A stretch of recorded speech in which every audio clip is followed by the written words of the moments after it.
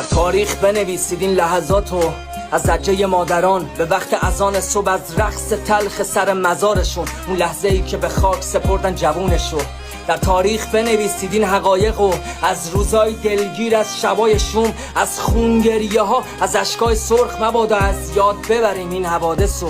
در تاریخ بنویسید از تحملمون، از ایستادگی ما در برابر ظلم، از هر کی که نفروخ شرف و به پول، مبادا نباشیم صدای عزیزای تو سلول. در تاریخ بنویسید ما شکست دادیم ترس و لیاقت آزادی و جسارت جنگ و داشتیم در اوج ناعدالتی، هر روز داد زدیم درد و تا بگیریم حق و واسه آیندگان بگید رسید کارت با خون. ماتم کده شده بود آشیونمون، را افتاد دریای خون، کرده خائنا سکوت ولی ما ادامه دادیم تا آخرش به زور.